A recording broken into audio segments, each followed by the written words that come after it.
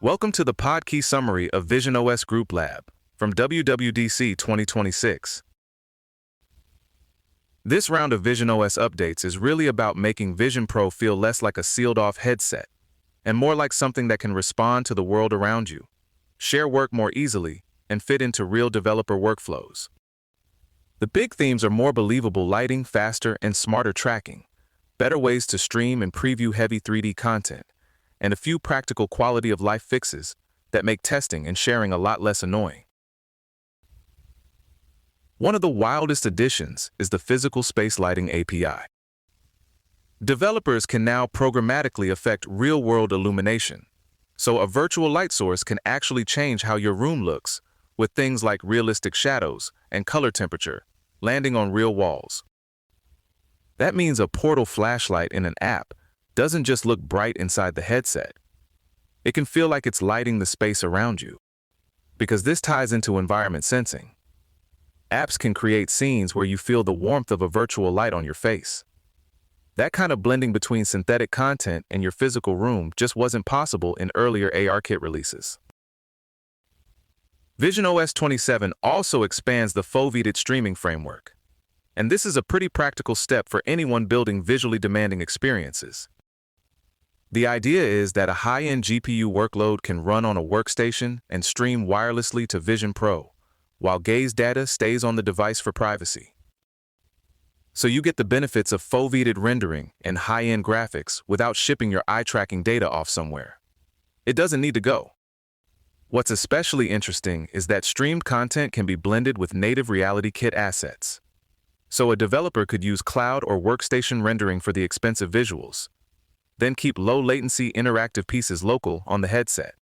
That hybrid setup feels like one of those quiet but important platform moves.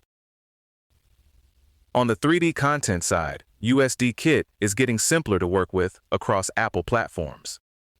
The API now makes it easier to import expressive USD scenes, which matters because getting from formats like FBX or GLB into native assets has been a chore for a lot of teams. And this isn't just about import pipelines. USD being human-readable also helps with collaboration. Multiple users can manipulate objects in Vision Pro and have those changes sync back to tools like Preview, which starts to make spatial content creation feel less like passing files around and more like shared work. Apple also cleaned up a couple of developer workflow pain points. First, Vision Pro can now capture up to 3 minutes of high-quality, unfoveated screen recording directly on the device. That matters because developers no longer need the external developer strap just to get full-fidelity footage for marketing or App Store previews. Second, there's Spatial Preview, which lets developers view and interact with Vision Pro content from a Mac, basically turning the Mac into a big virtual display for quick iteration.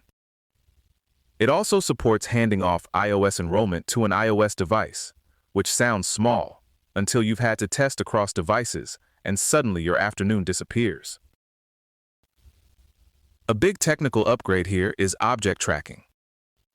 visionOS 27 moves from roughly 5 frames per second up to a sustained 30 FPS mode, which is a huge jump if you're tracking props that people are actually moving around.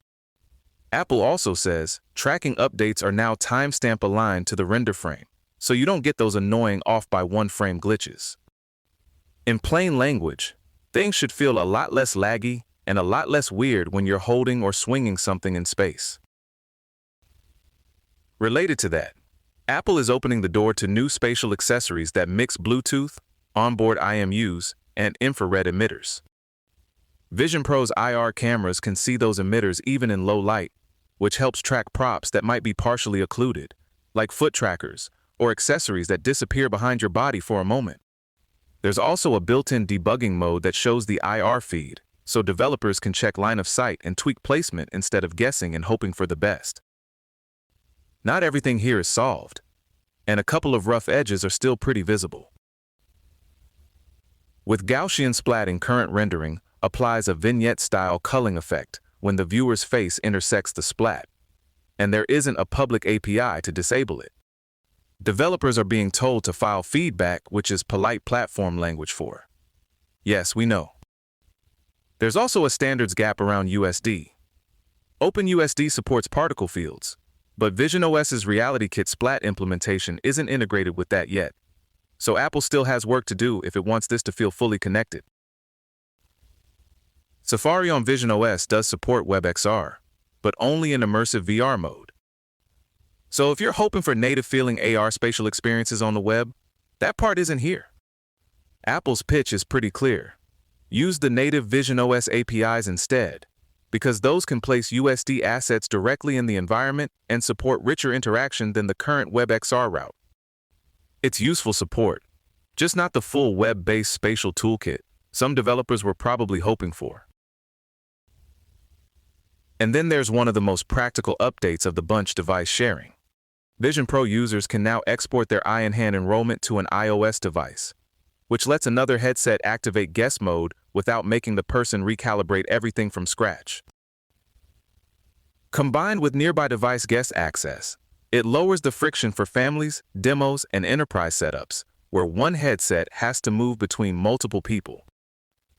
Anything that removes one more round of setup screens is a very welcome use of technology. Taken together, these updates make Vision Pro feel more grounded in the real world and a little less precious to build for. The platform still has some missing pieces, especially on web support and splatting standards, but the direction is pretty clear: more realism, better tools, and less friction. This episode was generated by Podkey. Create your own at podkey.fm.